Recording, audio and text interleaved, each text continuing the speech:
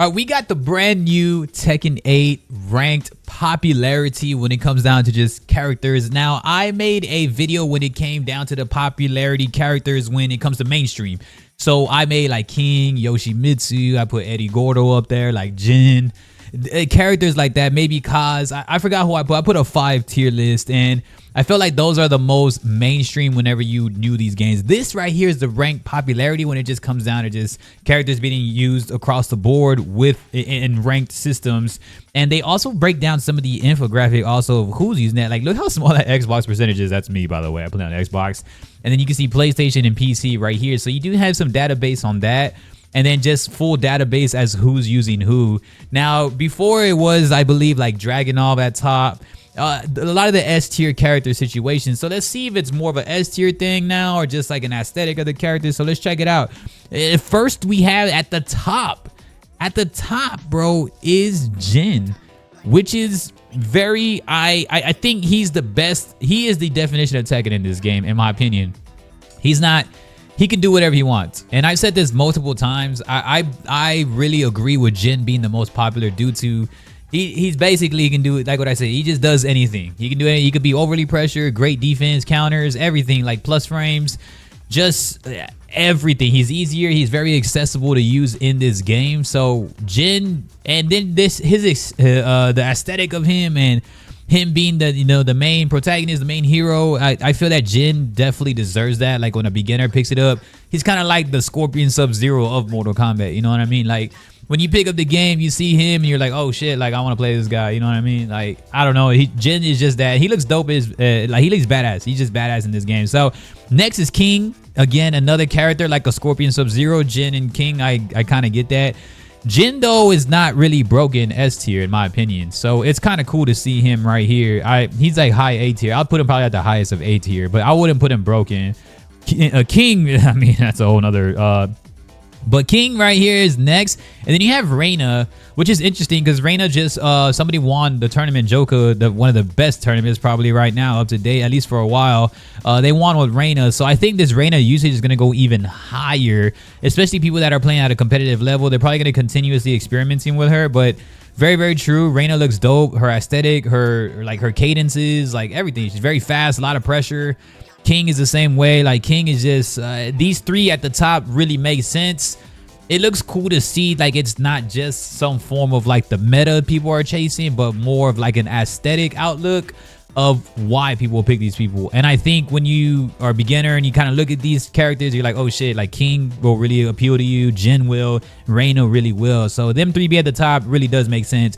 Very strong characters. King is arguable, like however you would want to put him. Some people put him in S, some people just put him at high A. I think I would keep him at high A, maybe S, low S, high A, I would put it. But Jin is at the highest of A for sure. Like Jin just does whatever he wants, but he's still honorable. Like, okay, cool. Like he's not broken though, you know what I mean? And then you got Kaz at number 4, which is weird. He has drastically gone up in this percentage. Kaz was way, I wouldn't say way, but I know he was way like further down in terms of like, I don't think he was way at the end, but Kaz was definitely like someone who was not in a higher percentage earlier in this time. So he's starting to get a lot of notion going up. Walrang was a little bit lower. He bumped up a lot for sure. I don't have like the previous one, so I know that he bumped up a lot more. Steve is higher now for sure. Now he is a harder character to pick up. But yeah, I get, so that's 1, 2, 3, 4, 5. So Steve's at 6 and Walrang's at top. So top 5 characters is Walrang, Kaz, Reina, King, and Jin, which is, it's a huge shakeup from like before. Then we got Drag. So Drag went from like the top character now to like number 7, obviously due to nerfs. And I don't know, maybe people just got tired of like people just talking shit about them using Drag probably. Still very high. But you know, he was number 1 for a long time. So I think the meta thing, people just got tired of chasing the meta aspect. And yeah, Lily's next. Lily and Brian, very surprised. We got some hard characters that are, Reina's hard to use, at least to master. Then you got Steve, and then you got Brian. Like those are pretty hard characters to master. And it's surprising they're at the top charts right now, at least top 10 of the charts. And Brian's understandable. I've been seeing a shit ton of Brian's now when I'm playing ranked. So respect to him. I think because a lot of the casual sense of the game has departed from this game, meaning people that were probably stuck in orange and red a lot, like they are pretty much starting to depart. Honeymoon's done. Metas are getting shaken up again. There's a lot of things going down as to why this chart looks like that. But I mean, Lily is respectable. She just won, like somebody just won with Lily, right? I think, or Lily was in the finals in a previous tourney also. And then Reina, somebody using Reina to win it. Law and Yoshimitsu, which is Law. I understand Law is insane at times. Like he's definitely somebody who's not talked about enough. I know he was in that tourney with it was a Lily Law final, I think. Yoshimitsu for sure after. I think he just, because he's a little bit easier this game, not real easy, but a little bit, and he's powerful now, so he's way more powerful too. So Yoshi for sure, like straight up, like well deserved. If anything, he should be higher, but he's still a very hard character to learn regardless. So even if he's a little easier, a little bit more powerful, or way powerful now, he's still extremely difficult to pick up. So these are pure legacy players using this guy. Victor and Eddie back to back. I use Eddie.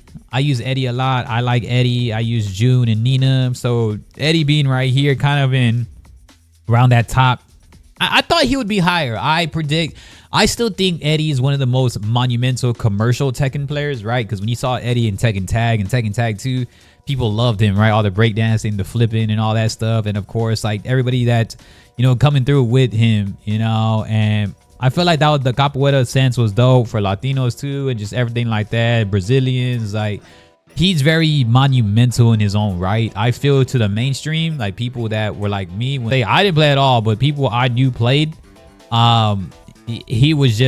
He's incredible, man. Like I always knew who Eddie Gordo is. If I pull up to an arcade, I saw Mortal Kombat, Killer Instinct, I'll see Tekken, and Eddie Gordo was always like popular in there. So kind of weird, I think, because he's not S tier, and it does get challenging for him in the higher ranks to really try to overcome shit. And there's just a lot of flaws with him right now in terms of just kind of your flow chart. You got to be a demon to be able to use him. I'm even feeling that right now. I'm getting my ass kicked right now with Eddie. You got Paul, Asuka, and then you got June, which is kind of weird. June kind of just chilling in the center, I guess you can say. And then you see Azucena. Now, Azucena is going a little bit lower and lower slowly every time, obviously due to some of the nerfs that were going down. So, yeah, I feel that that's going to be probably even lower. I mean, I know she's already just a disliked character, probably one of the more disliked characters in history. And all the nerfs, like knowing that she was carrying some certain casuals, now that she's nerfed, casuals are really not going to play her anymore, and a little bit harder to figure it out now. I think she's going to go lower in percentage, to be honest. Lars, which is weird because Lars had those buffs earlier, but still not really used enough. Devil Jin, I thought Devil Jin would be higher. This is shocking right here. Devil Jin kind of just coming down. Like, I thought it would be higher. Then you look at Leroy's going to go way higher. He's S tier now. Nina, I think Nina is going to stay Nina. Very hard execution character. Alyssa, I thought Alyssa would be higher. That's how you know that a lot of this stuff is just no more casuals. If this was a little bit earlier, I think Alyssa would be a little bit higher just due to the fact that she's an easy ass character to use. Ling, understandable. Ling's hard as hell. Like she's S tier, but very tough to use. Fang is kind of shocking to see down here. I thought Fang would at least be higher than Dragunov at this point, but I think Dragunov has more of a sleek appeal that people just don't enjoy. Like, I don't know. It has to do with the looks also. People like aesthetics and characters too, you know what I mean? Not just like gameplay all day. Leo, which is insane. Leo has great mix-ups, man. It's crazy that Leo. I run into a lot of Leos though. Why the hell is he this low percentage? I feel like I'm going to wars with Leos constantly. Jack, I definitely don't see Jack 8. I don't see Jack 8. Raven, I just ran into back-to-back Ravens like not too long ago, like as far as like back-to-back. So pretty shocking to see him that low. It seemed like he was way more common just recently to me.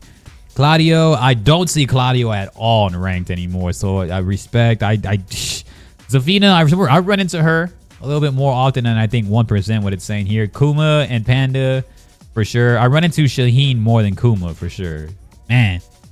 Yeah, that makes a lot of sense of who's using who. I think a lot of it is pretty fair on what they say. Again, like based off of these analytics, it's Xbox at a 7%, PlayStation 39%, PC at 53%. So a lot more people are playing this on PC and PlayStation rather than Xbox. I'm alone on that one. I'm playing on Xbox.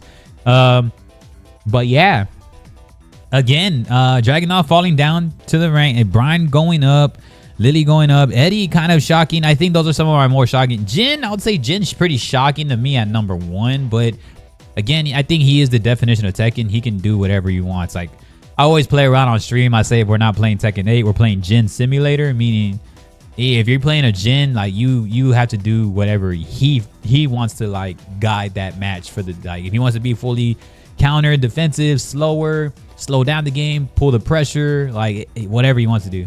But yeah, this is pretty cool. I think that this is dope to really see analytics. Again, I like to break these down and just kind of just break down my insights.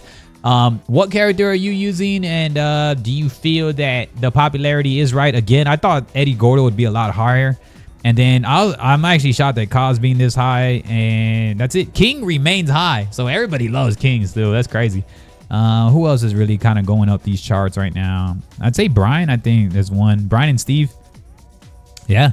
So y'all let me know what's up, man. Kaz had made one of the biggest leaps, though, I believe. So yeah, let me know what's good, man. I appreciate y'all. Peace.